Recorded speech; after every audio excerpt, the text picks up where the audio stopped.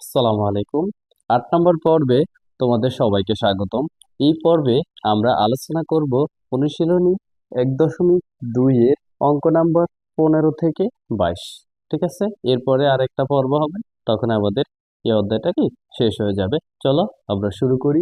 এখন ১৫ নম্বর অঙ্কটাতে কি বলা আছে? ৫৬,৭২৮ জন সৈন্য থেকে কমপক্ষে কতজন সৈন্য সরিয়ে রাখলে, এটা হচ্ছে কি সরিয়ে রাখলে বা তাদের সাথে কমপক্ষে আর কতজন সৈন্য যোগ দিলে সৈন্যদলকে বর্গাকারে সাজানো যাবে। এর আগে আমরা শিখছি কি যে কোনো একটা সংখ্যা দিত, ওই সংখ্যাটা থেকে কত বিয়োগ করলে সংখ্যাটা পূর্ণবর্গ সংখ্যা হবে, কত যোগ করলে সংখ্যাটা পূর্ণবর্গ সংখ্যা হবে। এখন কি করছে, জাস্ট সৈন্যটা আমাদের লাগিয়ে দিছে, এতটুকুই পার্থক্য। ঠিক আছে, তা আমরা সেই পূর্বের নিয়মে অঙ্কটা করে ফেলবো। প্রথমে কত আছে? ৫৬,৭২৮। ওকে, প্রথম কাজটা কি তোমরা সবাই জানো। আমরা কি করব, এই জোড়া জোড়া আলাদা করব। ঠিক আছে, তারপর ভাগ করব, এটা কি আলাদা থেকে যায়। এই ৫কে আমরা পূর্ণ সংখ্যা কত দিয়ে ভাগ করতে পারি? ২ দ্বারা পারি। ২ কে স্কয়ার করলে কত হয়? ৪ হয়। তারপর ৫ থেকে ১ গেলে কত থাকে? ৪ গেলে কত থাকে? ১ থাকে। ঠিক আছে, এরপর আমাদের করণীয় কাজটা হচ্ছে কি, এই যে ২ হয়েছে, ২ এর দ্বিগুণ এখানে লেখা, ২ এর দ্বিগুণ এখানে কত হবে? ৪ হবে। ঠিক আছে, তারপর কি করব, পরবর্তী এই জোড়াটা আমরা নামাবো। এখন কত হয়েছে এখানে? ১৬৭। ঠিক আছে, এখন এই ৪ এর সাথে কোন সংখ্যা বসাইলে ১৬৭কে আমরা সহজে ভাগ করতে পারি? দেখো, ৪ এর সাথে যদি আমরা ৩ বসাই, আবার এই ৩ দ্বারা কেটাকে গুণ করতে হবে, তখন হবে কত? ৩ ত্রিকা ৯, ৩ চাইরা ১২। ঠিক আছে, তার মানে আমরা কি ৩ বার বসাইতে পারি এটাতে। তো এখানে হবে কত? ৩, আর এখানে হবে কত? ১২৯। বিয়োগ করলে কত হবে? ১৭ থেকে ৯ গেলে হয় কত? ৮। তারপর ৬ থেকে ৩ গেলে হয় ৩, ৩৮ আমাদের কি থেকে যাচ্ছে। ওকে, তারপর আমরা কি করব, আমাদের যে পরবর্তী জোড়াটা, এই জোড়াটা আবার আমরা নামাবো। এই জোড়াটা কি নামাইলাম। ঠিক আছে, এরপর আমাদের কাজটা কি, এই যে এখানে ২৩ হয়েছে, এই ২৩ এর দ্বিগুণ কি আবার এখানে লিখতে হবে। ২৩ এর দ্বিগুণ কত? ২৩ ২৩ 46। ঠিক আছে, 46 হয়েছে। এখন এই 46 সাথে কত বসাইলে আমরা এটাকে সহজে ভাগ করতে পারি? দেখো, আমরা যদি এখানে ৮ বসাই, আবার কি ৮ দ্বারা গুণ করতে হবে। দেখো, এটা কত হবে? ৮ ৮ 64, 64 4, ৬ 48, 48 আর ৬ কত? 54, 54 4, ৪ 32, 32 আর ৫ 37। ঠিক আছে, কত হয়েছে? ৩৭৪৪। এখানে হবে ৮, এখানে হবে কত? ৩৭৪৪। ওকে, এখন কি করব, বিয়োগ করব। এখানে হবে কত? ৪, এখানে হবে কত? ৮। ঠিক আছে, আর সবগুলা কি শূন্য হয়। এই যে ৮৪ পাইছি না আমরা, এই ৮৪ যদি আমরা বিয়োগ করে দেই, তাহলে এই সংখ্যাটা যা পাবো সেটা একটা পূর্ণবর্গ সংখ্যা হবে। তাহলে আমরা কি লিখবো, কতজন সৈন্য সরিয়ে রাখলে, এতটুকু কতজন সৈন্য সরিয়ে রাখলে, আবার কি পরবর্তীতে বলছে যোগ করতে। তাহলে আমরা লিখবো কি, ৮৪ জন সৈন্য সরিয়ে রাখলে সৈন্যগুলো বর্গাকারে সাজানো যাবে। ওকে, এখন লিখবো, সুতরাং ৮৪ জন সৈন্য সরিয়ে রাখলে, ৮৪ জন সৈন্য সরিয়ে রাখলে সৈন্যদের বর্গাকারে সাজানো যাবে। সৈন্যদেরকে বর্গাকারে সাজানো যাবে। বর্গাকারে সাজানো যাবে।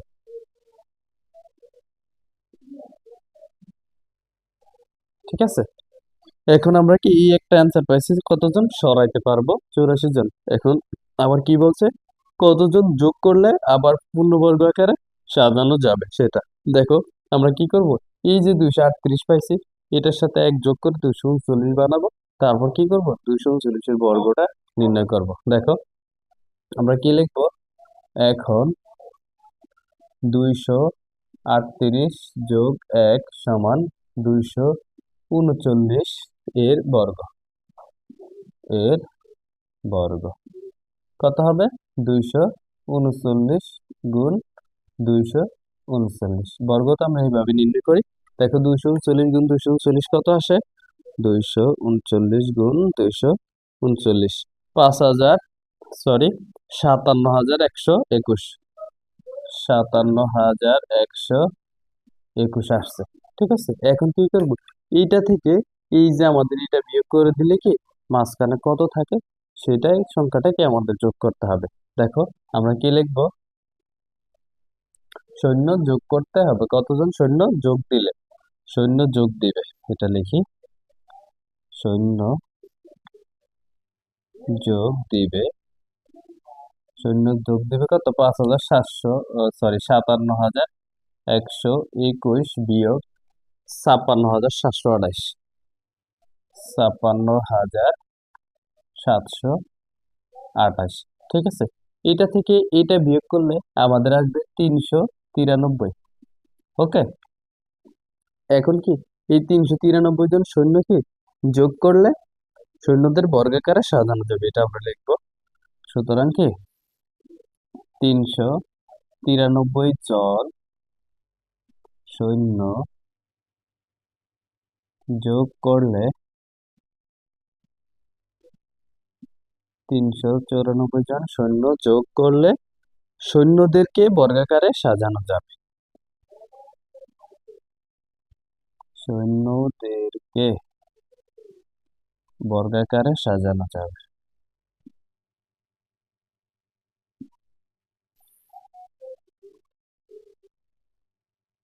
সাজানো যাবে। ওকে, এখন 16 নম্বর অঙ্কটা দেখো। এখানে আমাদের বলা আছে কোন বিশ্ববিদ্যালয়ের 2704 জন শিক্ষার্থীকে প্রাত্যহিক সমাবেশ করার জন্য বর্গাকারে সাজানো হলো, প্রত্যেক সারিতে শিক্ষার্থী সংখ্যা নির্ণয় করা। ঠিক আছে, দেখো আমাদের কি বলছে? 2704 জন সংখ্যাকে বর্গাকারে সাজাতে বলছে। তাহলে আমাদের চিরাচরিত যে নিয়ম, আমরা কি করব? এই জোড়ায় আলাদা করে ফেলবো। তারপর এই 27কে আমরা পূর্ণবর্গ সংখ্যা কত দিয়ে ভাগ করতে পারি? 5 দিয়ে পারি। 5কে স্কোয়ার করলে কত হয়? 25 হয়, কেমন? তারপর 7 থেকে 5 গেলে কত থাকে? 2 থাকে। তারপর এই 5-এর দ্বিগুণ কত? এই হচ্ছে কত? 10। তারপরে আমরা কি করব? এই যে কত 0,4 পরবর্তী জোড়াটা নামাবো। ঠিক আছে, এখন এই 10-এর সাথে কত বসাইলে 204-কে আমরা সহজে ভাগ করতে পারি? আমরা যদি 102 হয়, এই যে দুই দুই বসাইলে কত? 102, 2 দ্বারা গুণ করলে কত হবে? 204 হবে। তার মানে আমরা কত বসাতে পারি? 2 বসায় 2 দ্বারা গুণ করলে কত? 204 হবে। ঠিক আছে, এটা এখানে থাকে কত? জিরো বা করস, তোমরা যেটাই দাও সেটা থেকে হবে। দেখো আমাদের কি বলছে? প্রত্যেক সারিতে শিক্ষার্থীর সংখ্যা নির্ণয় করে। তার মানে প্রত্যেক সারিতে শিক্ষার্থীর সংখ্যা কত পাইছি আমরা? 52। প্রত্যেক সারিতে শিক্ষার্থীর সংখ্যা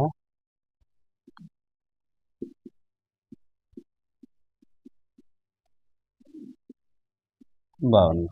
ঠিক আছে, এটা আমাদের অ্যান্সার। এরপর 17 নম্বর অঙ্কটা দেখো। এখানে বলা আছে একটি সমবায় সমিতির যতজন সদস্য ছিল প্রত্যেকে তত 20 টাকা করে চাঁদা দেওয়ায় মোট 20,480 টাকা হলো। ওই সমিতির সদস্য সংখ্যা নির্ণয় করা। ঠিক আছে, এখন আমরা সমিতির সদস্য সংখ্যা ধরে নিব, মনে করি বা ধরি, তোমরা যেটাই লেখো, মনে করি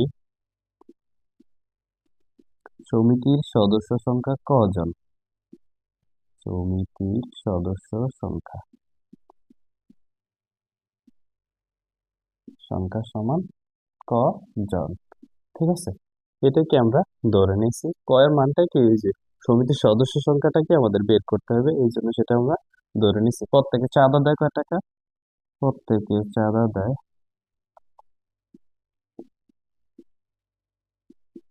চাঁদা দেয় 20 ইন্টু ক, একজনে 20 টাকা করে দেয় না? তাহলে প্রত্যেকে দিবে কয় টাকা? 20 ইন্টু ক টাকা। এখন কত হবে? 20 ক টাকা। ওকে, এই যে কজনে, মানে প্রত্যেক সদস্য দেয় কজন, প্রত্যেক সদস্য হচ্ছে কি কজন, আর টাকা দেয় কয়জন? 20 ক টাকা করে দেয়। ঠিক আছে, এখন আমরা কি লিখবো? প্রশ্ন মতে বা শর্ত অনুসারে যেটাই লিখি আমরা, আচ্ছা, প্রশ্ন মতে লিখিয়ে দেখো। প্রশ্ন মতে কি 20 ক, তারপর কি ইন্টু ক সমান কত? 20,480। 20,480 টাকা। ঠিক আছে, এখন দেখো এখানে টাকা লিখলেও হবে, না লিখলেও হবে। তারপর দেখো এই যে 20 আর 20 ক ইন্টু ক, তাহলে কি হবে? 20 আর ক, আর কয় গুণ করলে কি হয়? ক স্কোয়ার। ক আর কয় গুণ করলে ক স্কোয়ার। তারপরে এখানে হবে কত? 20,480। ঠিক আছে, এরপর দেখো আমরা নিচে করি, এখানেই করি দেখো। এরপর আমরা কি এই ক স্কোয়ারটা এখানে রেখে কি করব? 20,480-কে ভাগ করব কত দিয়ে? 20 দিয়ে। ঠিক আছে, 20,480-কে 20 দ্বারা ভাগ করলে কত আসে আমরা দেখি। 20,480 ভাগ 20, 1024 আছে আমাদের। দেখো, বা ক স্কোয়ার সমান 1024। কেমন? তারপর আমরা এখন কি করব? এই যে কটা, কয়ের উপর যে স্কোয়ারটা আছে সেই স্কোয়ারটাকে আমরা এই পাশে নিয়ে আসলে কত হবে? 1024 রুট হয়ে যাবে। ঠিক আছে, স্কোয়ার সমান চিহ্ন এক পাশ থেকে আরেক পাশে গেলে কি হয়? রুট হয়। ওকে, তারপর কি হবে? এই ক সমান দেখো 1024-কে রুট করলে কত আসে? রুট 1024 আসবে কত? 32। ঠিক আছে, তাহলে সদস্য সংখ্যা মানে ক যেটা ধরে নিচ্ছি, কয়ের মান পাইছি কত? 32। সুতরাং কি লিখবো আমরা? সদস্য সংখ্যা 32 জন। সদস্য সংখ্যা 32 জন। ঠিক আছে, এটাই আমাদের কি উত্তর। ওকে, এরপর 18 নম্বর অঙ্কটা দেখো। এখানে আমাদের বলা আছে কোনো বাগানে 1800টি চারা গাছ বর্গাকারে লাগাতে গিয়ে 36টি গাছ বেশি হলো, প্রত্যেক সারিতে চারা গাছের সংখ্যা নির্ণয় করো। ঠিক আছে, দেখো চারা গাছ লাগানোর পরে আমাদের কি হয়েছে? 36টি চারা গাছ কি বেশি থেকে গেছে। এখন আমরা কি করব? এই যে 1800 থেকে 36 বিয়োগ করে যেটা পাবো সেটা কি বর্গমূল নির্ণয় করলে তো আমরা বলতে পারবো প্রত্যেক সারিতে কতটি চারা গাছ আছে। তা আমরা লিখবো কি 36টি চারা গাছ বেশি থাকাতে, 36টি চারা গাছ বেশি থাকাতে, বেশি থাকাতে চারা গাছের বর্গাকার সারিতে চারা গাছের সংখ্যা, বর্গাকার সারিতে সাজানো মোট চারা গাছের সংখ্যা, মোট চারা গাছের সংখ্যা। বর্গাকার সারিতে সাজানো মোট চারা গাছের সংখ্যা হবে কত? 1800 বিয়োগ 36। ঠিক আছে, এখন এটা আমরা পাবো কত? 1764টি চারা গাছ। ঠিক আছে, এখন আমরা কি করব? এই 1764 এটার বর্গমূল বের করবো। 1764 এটার বর্গমূল কিভাবে বের করব? এখানে একটা জোড়া করব, এখানে একটা জোড়া করব। ঠিক আছে, এখন এই 17কে আমরা পূর্ণ সংখ্যা কত দ্বারা ভাগ করতে পারি? 4 দ্বারা পারি। 4কে স্কোয়ার করলে কত হয়? 16 হয়। এখানে হবে কত? 1। এখন এই 4-এর দ্বিগুণ কত? 8। সেই 8 আমরা এখানে লিখবো। তারপর কি করব? পরবর্তী যে জোড়াটা সেই জোড়াটা নামাবো। এই জোড়াটা হচ্ছে কত? 64। এখন এই 8-এর সাথে কত বসাইলে আমরা 164-কে ভাগ করতে পারবো?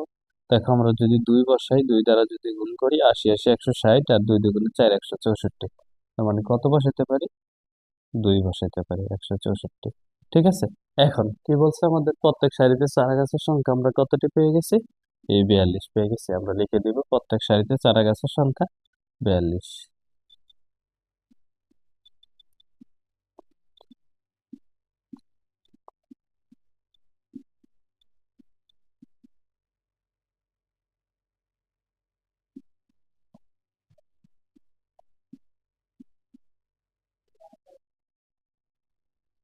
ঠিক আছে, এটাই আমাদের অ্যান্সার। 19 নম্বর অঙ্কটা দেখো। এখানে আমাদের বলা আছে কোন ক্ষুদ্রতম পূর্ণবর্গ সংখ্যা 9, 15 এবং 25 দ্বারা বিভাজ্য। ক্ষুদ্রতম সংখ্যা বলছে, দেখো আমরা লসাগুর পুনরুপস্থিতি কি লঘিষ্ঠ সাধারণ গুণনীয়ক, ঠিক আছে। সেম আমাদের কি এই যে ক্ষুদ্রতর কথাটা বলাতে আমরা কি করবো, এই সংখ্যাগুলো লসাগু বের করে ফেলবো। লসাগু যেটা পাবো সেটা হচ্ছে কি আমাদের মূলত ক্ষুদ্রতম সংখ্যা। ওকে, এখন আমরা দেখবো। দেখো, আমরা লিখবো 9, 15, 25 এর লসাগু লসাগু হবে লসাগু হবে নিম্নে ক্ষুদ্রতম সংখ্যা। নিম্নে ক্ষুদ্রতম সংখ্যা। ওকে, এখন আমরা লসাগুটা বের করব। দেখো, 9, 15, তারপর কত, 25। এটা লসাগু আমরা কিভাবে বের করতে পারি? প্রথমে দেখবো কি 2 দ্বারা যায় কিনা, যেহেতু সবগুলা বিজোড় সংখ্যা 2 দ্বারা যাবে না। আমরা 3 দিয়ে ভাগ করবো, এটা কত হবে, 3 হবে। তারপর এটা হবে কত, 5। আর 25 কে কি 3 দ্বারা ভাগ করা যায় না, 25 যেভাবে আছে সেভাবে বসে যাবে। এরপর দেখো দুইটা সংখ্যাকে আমরা 5 দ্বারা ভাগ করতে পারি। তার মানে এটা হবে কত, 3, এটা হবে 1, এটা হবে কত, 5। এখন দেখো আর কোনোভাবে আমরা ভাগ করতে পারি না। এখন 5-এ আর 3-এ গুণ করলে কত হবে, 3 5 15। 15-এর সাথে যদি আমরা 15-এর সাথে আমরা 3 গুণ করলে 3 15 45, 45-এর সাথে 5 গুণ করলে আমাদের আসবে 225। আমরা পাইছি কি লসাগু 225। নির্ণয় লসাগু কি লিখবো,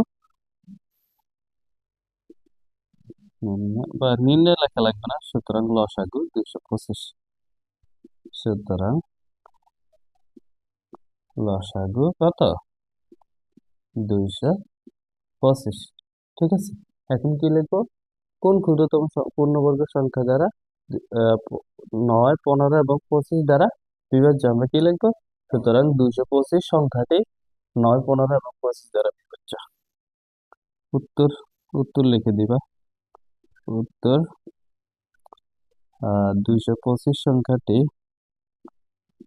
225 সংখ্যাটি 9, 15 এবং 25 দ্বারা বিভাজ্য। দ্বারা বিভাজ্য। ঠিক আছে, এখন আমাদের কি উত্তরটা কি হয়েছে কিনা আমরা সেই জিনিসটা চেক করতে পারবো। দেখো, আমরা এই 9 দিয়ে 225-কে ভাগ করতে পারি। 9 দিয়ে 225-কে ভাগ করলে কত হবে, এখানে হবে কত, 2, এখানে হবে 18, এখানে হবে 4, এখানে হবে 5। এই 9 দিয়ে 45-কে ভাগ করলে কত, 45। ঠিক আছে, নিঃশেষে কি বিভাজ্য হয়। তারপর দেখো আবার আমরা এই 15 দিয়ে 225-কে ভাগ করতে পারি। 15 দিয়ে 225-কে ভাগ করলে এখানে হবে কত, 1, এখানে হবে কত, 15, এখানে হবে 7, এখানে হবে 5। তারপরে এই 15 75-এর ভিতরে কয়বার যাবে, 5 বার, 5 15 75। ওকে, তারপর আমরা 25 দ্বারা, দেখো 25 দ্বারা ভাগ করতে পারি। এই যে 25 ভাগ কত, 225। এখন কত হবে, 9 25-এ 225। ঠিক আছে, 9 25-এ 225, তার মানে কি সংখ্যাটা কি আমাদের 225 হইলে আমরা 9 দ্বারা, 15 দ্বারা এবং 25 দ্বারা কি সংখ্যাটা বিভাজ্য হয় সেটা দেখতে পারি। ওকে, এটা হচ্ছে কি 225-ই আমাদের এই অঙ্কের অ্যান্সার। 20 নম্বর অঙ্কটা দেখো। এখানে আমাদের বলা আছে একটি ধান ক্ষেতের ধান কাটতে শ্রমিক নেওয়া হলো। প্রত্যেক শ্রমিকের দৈনিক মজুরি তাদের সংখ্যার 10 গুণ। শ্রমিক সংখ্যা যত, তার কি মজুরি হচ্ছে কি তার থেকে 10 গুণ। দৈনিক মোট মজুরি 6,250 টাকা হলে শ্রমিকের সংখ্যা বের করো। দেখো, এটা আমরা খুব সহজে করে ফেলতে পারি। শ্রমিকের সংখ্যা বের করো, তাহলে আমরা শ্রমিকের সংখ্যাটা কি ধরে নিব অজানা। ঠিক আছে, আমরা মনে করি শ্রমিকের সংখ্যা কজন, মনে করি বা ধরি, তোমরা যেটাই লেখো সেটাই হবে। মনে করি শ্রমিকের সংখ্যা কজন,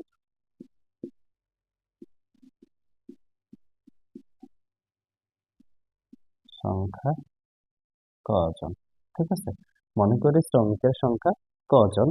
এখন আমরা কি লিখবো, প্রত্যেকের দৈনিক কি মজুরি, প্রত্যেকের দৈনিক মজুরি কি এই ক এর আরো 10 গুণ। ঠিক আছে।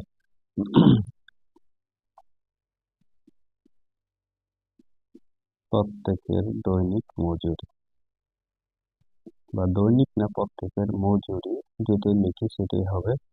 প্রত্যেকের মজুরি হচ্ছে কত, 10 গুণ ক সমান কত, 10 ক টাকা। ওকে, ঠিক আছে।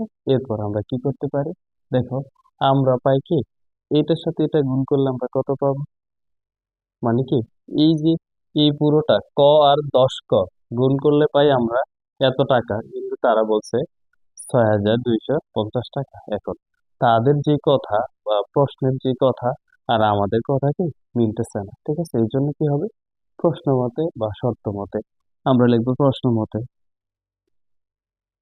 প্রশ্ন মতে কেন লেখে, দেখো, আমরা যদি গুণ করি আমরা পাবো কত, 10 ক গুণ ক, এই এতটুকু পাই আমরা, এত টাকা হয়েছে দৈনিক মজুরি। কিন্তু প্রশ্নে বলা আছে দৈনিক মজুরি হচ্ছে, মোট মজুরি হচ্ছে 6250 টাকা। আমরা পাই এটা, ওনারা বলছে 6250। তাহলে আমাদের কথা আর যে প্রশ্নকর্তার কথা কি মিলে না, এই জন্য প্রশ্ন মতে জিনিসটা লেখা লাগে। ঠিক আছে, তোমরা বলতে পারো স্যার আমরা কখন প্রশ্ন মতে লিখবো কখন শর্ত মতে লিখবো, মূলত এটাই। আমরা পাই যে দৈনিক মোট মজুরি হচ্ছে এইটা, কিন্তু তারা বলে দিছে এটা।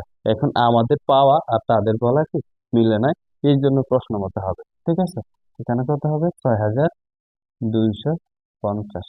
ওকে, এখন দেখো, এটা আর এটা গুণ করলে কত হবে, 10 ক স্কোয়ার।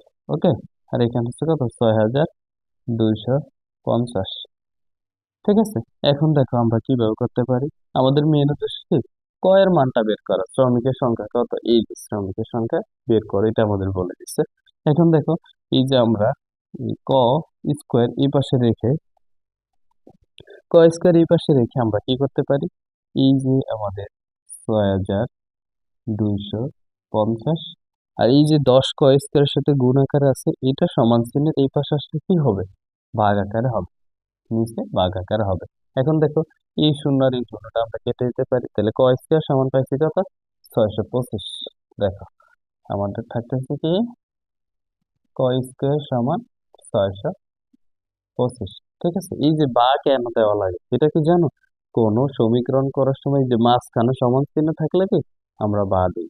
ঠিক আছে, তারপর দেখো, আমরা এই যে ক স্কোয়ার, তারপরে এটাকে এই 625কে আমরা লিখতে পারি 25, তার উপর স্কোয়ার। তোমার হাতে যদি এখন ক্যালকুলেটর থাকে তুমি দেখতে পারো, 25 গুণ 25 সমান 625 আসবে, বা 25 স্কোয়ার সমান 625 আসবে। এটাকে তারপর কি, আমরা এই যে দুই পাশে স্কোয়ার স্কোয়ার কেটে দিতে পারি, আমাদের থাকবে কি ক সমান 25। তার মানে কি বের হয়েছে, শ্রমিকের সংখ্যা 25 জন। তোমরা চাইলে এটাকে আরো বিভিন্ন রকম করতে পারো, যেমন আমাদের ছিল কি, ক স্কোয়ার সমান কত, 625। তখন তুমি এই ক স্কোয়ার এই ক এই পাশে রেখে এই স্কোয়ারটাকে এই পাশে আনলে রুট হবে 625। এখন রুট 625 ক্যালকুলেটারে দিলে তারপরে দেখবো কত, 25 আসবে। ওকে, তাহলে আমাদের শ্রমিকের সংখ্যা কত, 25 জন, আমরা লিখে দিব উত্তর বা, সুতরাং শ্রমিকের সংখ্যা 25 জন। শ্রমিকের সংখ্যা 25 জন, এটাই আমাদের আনসার। ওকে, এরপর 21 নম্বর অঙ্কটা দেখো। 21 নম্বর অঙ্কতে আমাদের বলা আছে দুইটি ক্রমিক সংখ্যার বর্গের অন্তর 37 হলে সংখ্যা দুটি নির্ণয় করো। দুইটা কি ক্রমিক সংখ্যার বর্গের অন্তর। ঠিক আছে, দেখো, দুইটা ক্রমিক সংখ্যা বর্গের অন্তর বলতে আমরা কি বুঝি, স্বাভাবিক, মানে কি পাশাপাশি দুইটা সংখ্যা থাকবে। দেখো, আমরা একটা সংখ্যা ধরে নিব ছোট, আর একটা সংখ্যা কি হবে আমাদের বড়। ওকে, এখন আমরা ধরো প্রথম সংখ্যাটা ধরে নেই ক, দ্বিতীয় সংখ্যাটা হবে কি ক এর লাগে যোগ এক। ক্রমিক যেহেতু বলছে কি এক ব্যবধান থাকবে, তাহলে আমরা মনে করি বা ধরি, ধরি একটি সংখ্যা, ধরি ক্রমিক দুটি সংখ্যা, ক্রমিক দুটি সংখ্যার একটি হলো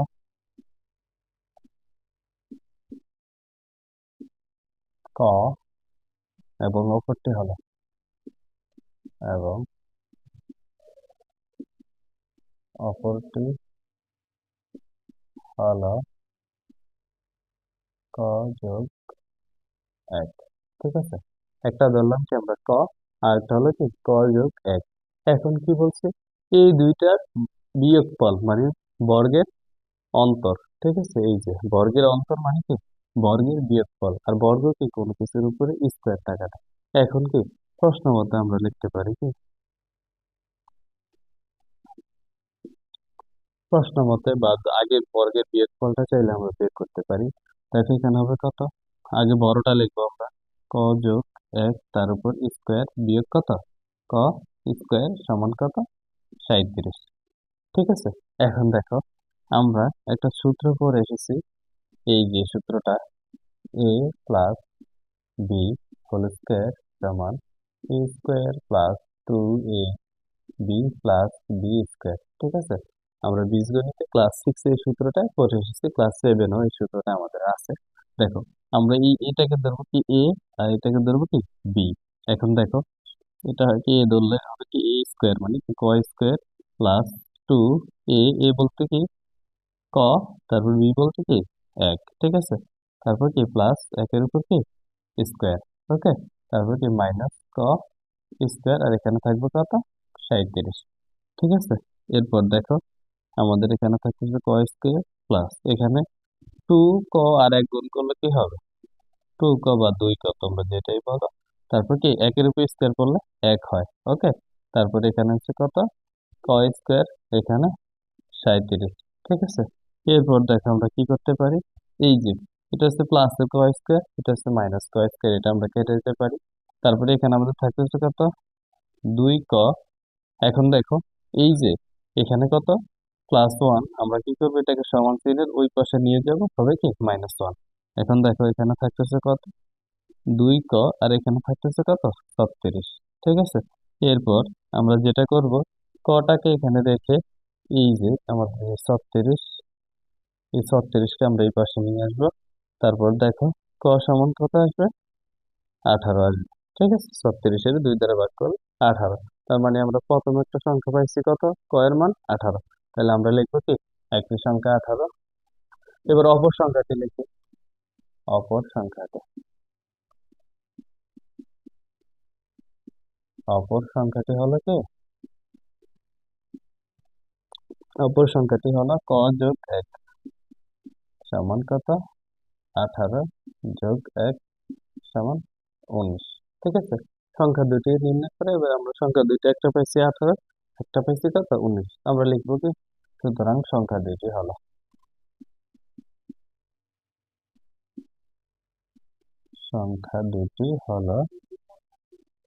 সংখ্যা দুটি হলো কি 18 ও 19। ওকে, এটা আমাদের কি আনসার। 22 নম্বর অঙ্কটা দেখো, এখানে আমাদের বলা আছে এমন দুটি ক্ষুদ্রতম ক্রমিক সংখ্যা নির্ণয় করো যাদের বর্গের অন্তর একটি পূর্ণবর্গ সংখ্যা। ওকে, দেখো এর আগে যেটা করছি সেম ওইটার মতোই ক্রমিক সংখ্যা আমাদেরকে বলা আছে।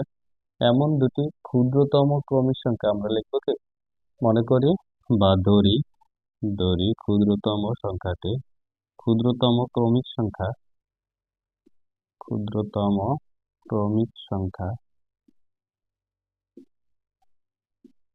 ক্রমিক সংখ্যাটি হলো ক এবং ক যোগ এক। ঠিক আছে, একটা হচ্ছে কি ক, আর একটা হচ্ছে কি ক যোগ এক। ক্রমিক সংখ্যা কি দুইটার সাথে একটা ব্যবধান কত থাকে, এক করে থাকে। ঠিক আছে, এখন দেখো কি করতে বলছে, আমাদের যাদের বর্গের অন্তর একটি পূর্ণবর্গ সংখ্যা। এখন আমরা কি বর্গের অন্তর বের করব, এবার কি তাদের বর্গের অন্তর, তাদের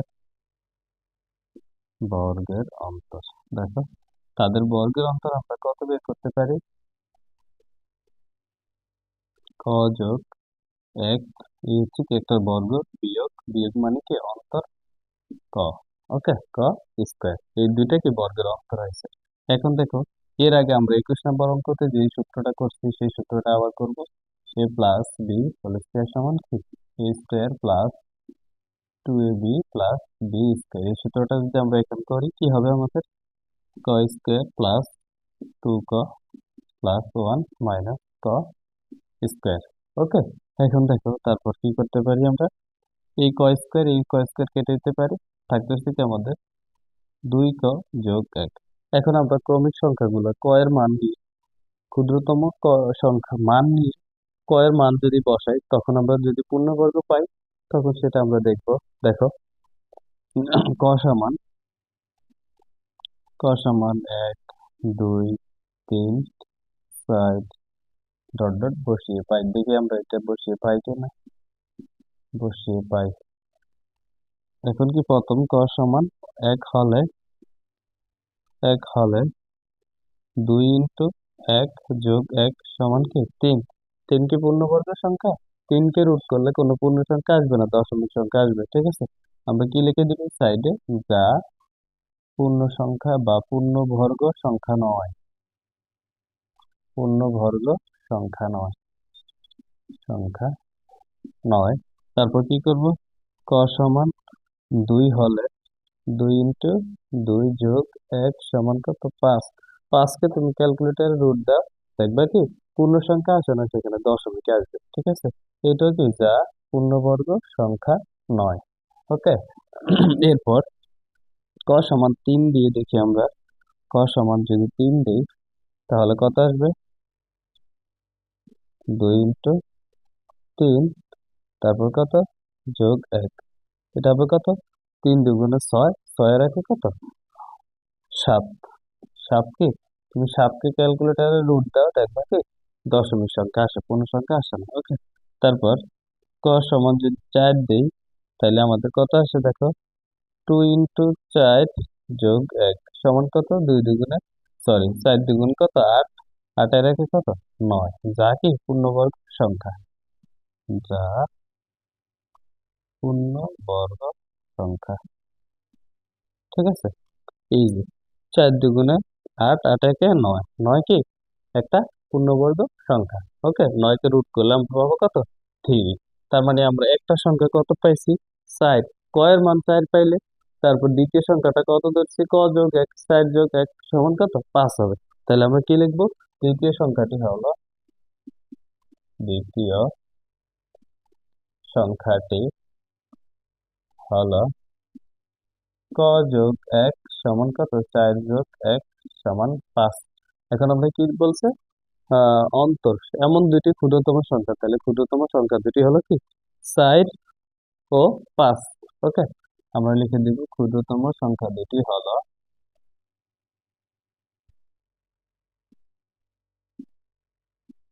ক্ষুদ্রতম সংখ্যা দুটি হলো 4 ও 5। এটাই আমাদের কি অ্যান্সার। আমাদের 22 নম্বর অঙ্কটাও করা হলো। পর্ব নাম্বার 8 আমাদের এখানে কমপ্লিট হলো। ধন্যবাদ সবাইকে। তোমাদের সবার কাছে আবার বারবার বলতেছি, আবার বলতেছি, দেখো পর্বগুলো ধারাবাহিকভাবে দেখবা, তাহলে সবকিছু বুঝতে পারবা। ওকে, ধন্যবাদ সবাইকে। আজকে এই পর্যন্তই। সালামু আলাইকুম।